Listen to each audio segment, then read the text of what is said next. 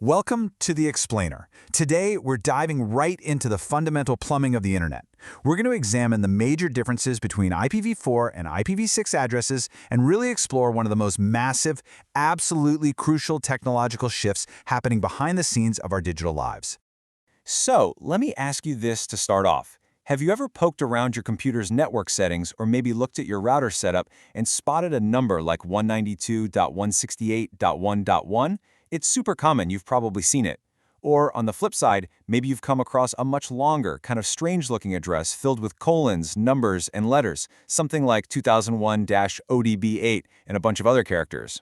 Well, both of these are IP addresses, but they actually belong to two completely different generations of networking technology.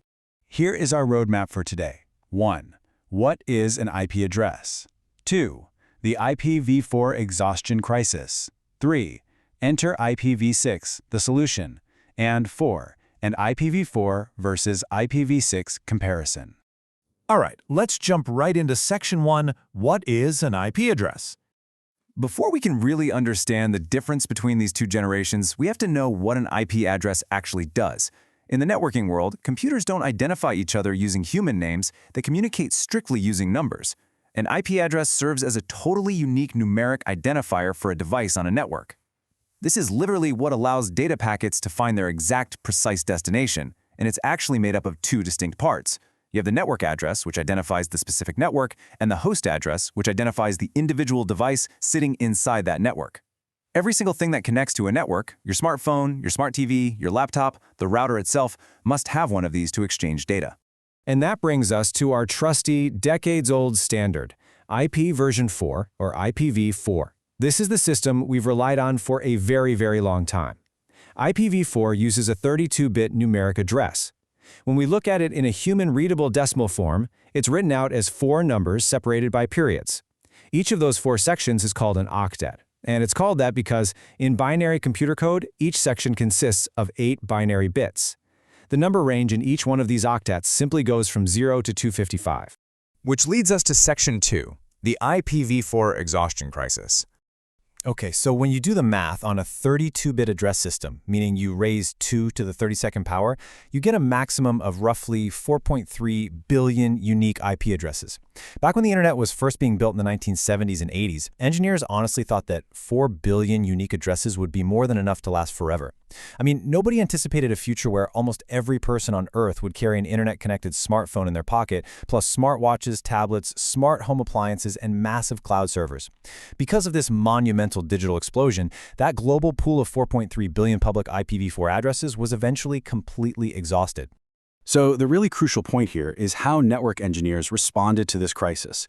To delay running out entirely and just, buy some time, they created some pretty clever workarounds. The most important of these is network address translation, or NAT, combined with private IP addressing. Instead of assigning a unique, costly public IP address to every single phone and computer inside a home or office, NAT basically allows an entire building of devices to use private IP addresses internally. A central router running NAT then translates all those internal private addresses into just one single public IP address when talking out to the open internet. It's a great trick. But remember, while NAT definitely helped extend the life of IPv4 for years, it was still just a temporary band-aid on a rapidly growing problem. Moving on to Section 3, enter IPv6, the solution.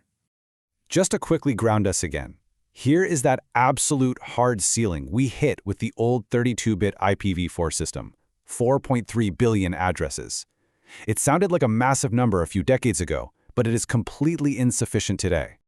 Now, the most dramatic difference between the two systems is the length and sheer size of the address. To solve this exhaustion problem permanently, IPv6 uses a massive 128-bit address.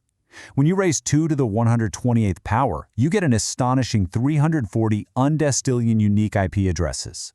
To put that mind-boggling number in perspective, 340 undecillion is the number 340 followed by 36 digits.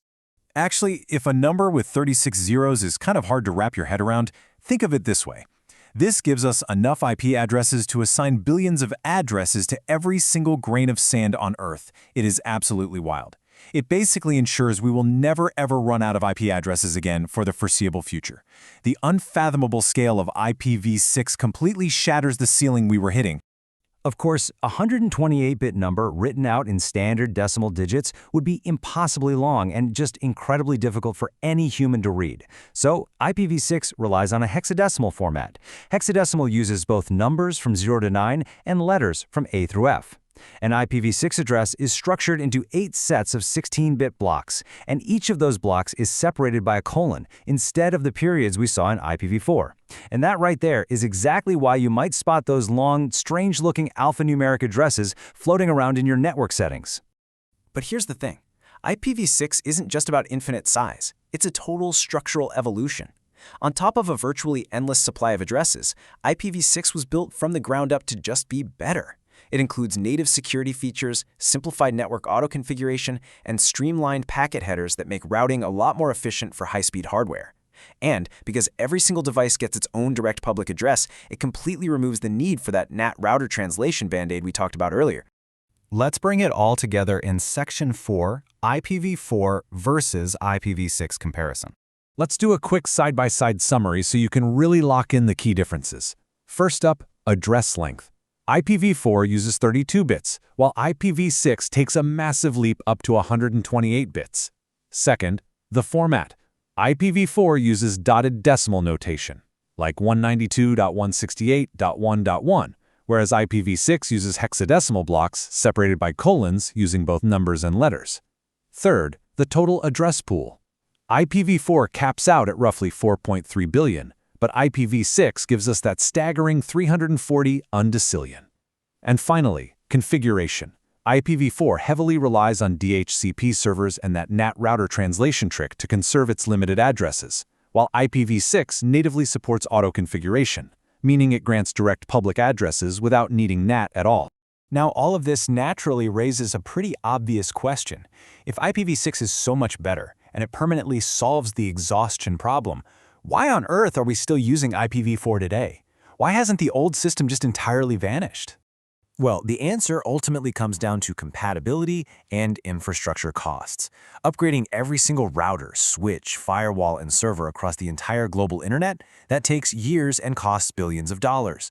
Because of this massive logistical hurdle, modern networks currently run in what is called dual stack mode.